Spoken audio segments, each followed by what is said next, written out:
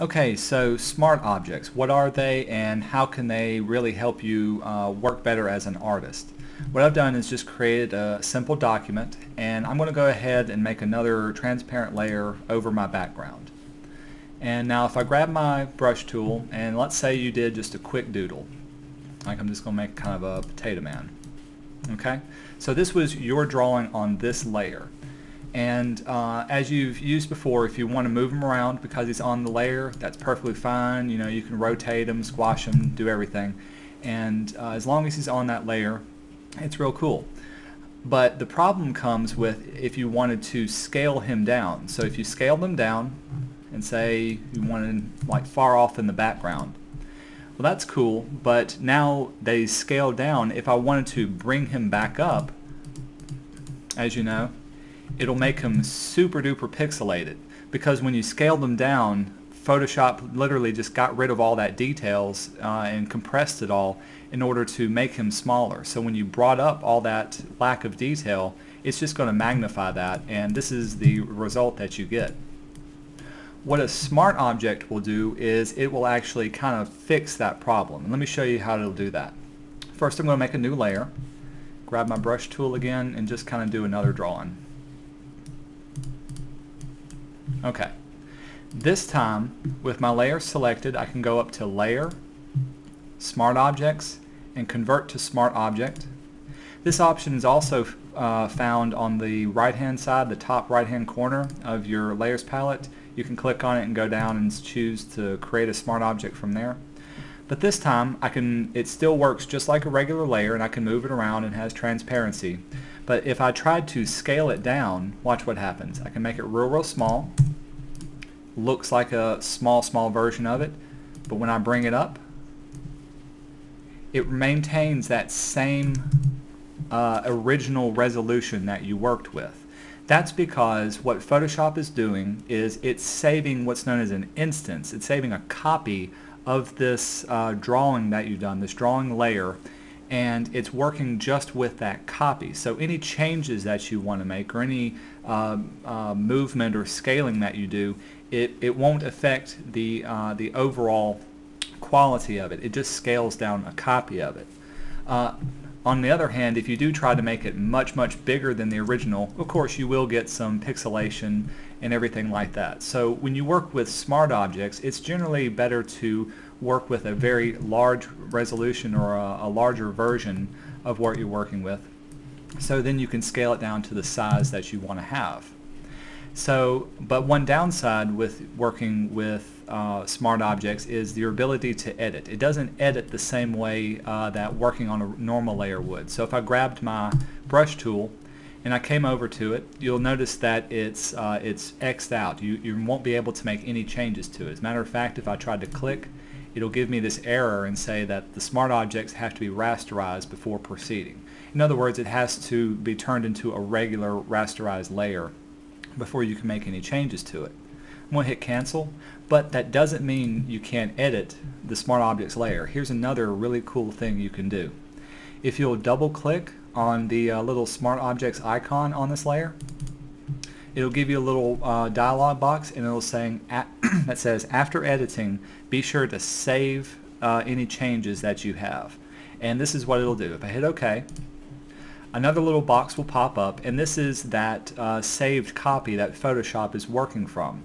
So if I wanted to add any details to this copy of it, I actually have to draw it onto this one. So let's say I wanted to add a nose and like some just hair to it. Now this time if I go to File and Save, it'll show up on my original document that I'm working with. So I can work with it, and once I'm done, if I'm okay with that, I can close it out. Works the same. Every instance of it, I can still scale it down, scale it back up. Haven't lost any quality to it. And that's the power of using a smart object, because you're actually using not your original artwork that's on that layer, but also just a copy of it. It will work on say a variety of layers. I'm going to go ahead and just move this down, give myself some room. So let's say you wanted to group two things together. So on this one you would have, I'll just draw a quick circle, and on the layer below it you fill in whatever your colors would be. So let's give it a color. This dark gray. So if I wanted to group both of these together by highlighting them, group them together, you can also turn groups into smart objects. So if I, this time I'll use that top right hand corner method, click on it, convert to smart objects. Notice it looks just like a regular layer, but this time it is a grouped layer. So if I double click on my layer thing, say OK, in my smart objects group, you can see that both of the group layers are still there. I can still change up one layer at a time, but it's still within that one smart object. Make any changes that I want to see to it. I don't know, keep painting. Let's see so you can see it. If I save it, it shows up on the original. I can even undo any changes that I've done just like you would a normal Photoshop layer, and works from there. The second really powerful thing you can do is if you're working with vector art. So let me see, I'm going to go to, let me open up Illustrator real quick, create a new document. A lot of times people like to create logos or save things in vector format, so I'm just going to create a quick shape object here. Yeah. So if I had that star and I could save that star, I can even copy it over. So I'm going to select it, go up to Edit, and copy. Now when I try to paste it in here, it'll give me this option. I can either paste the pixels like I would a normal one, or I can paste it as a smart object. And so when I hit OK, put it in, move it around, get it just as I want. But remember, it's still a smart object. So if I double click on the icon, it'll ask, remember to save your changes. We'll hit OK. It'll then open it back up into Illustrator, and you can actually change the vectors of the artwork. So you can change it around as much as you want, or however you need. So if this was a logo and somebody said, oh wait, we need to change the colors to it, you wouldn't have to actually go in and change everything about it. You could just change that one instance of it. I'm going to hit save, bring it back down, and you'll see that it's changed up here as well.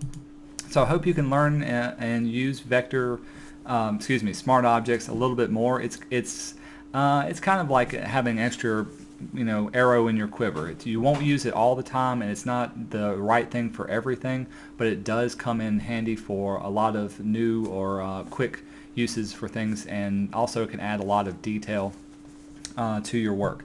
I will say this, using smart objects, because it's saving extra copies of work, it does tend to make your file sizes extra massive. So a file size that may be around 100 megabytes, if every layer tends to be a smart object, you're thinking about adding another 50 to 75% of your file size would be just those smart objects. So if you are trying to save a lot of memory, I wouldn't suggest using smart objects. I would suggest converting them back into a rasterized layer. Oh, let me show you that real quick. So let's say I have this object, and get you out of the way. Have this object and I want to make it rasterized again. I can select the layer. I can either go up to Layer, Smart Objects, and down to Rasterize. Or this option was also available on the side one, just to let you know it's real convenient.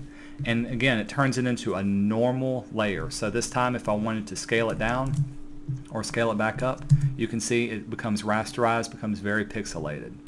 So again, if you have any questions, please feel free to contact me at any time. Hope you have a great night and that you've learned something from this.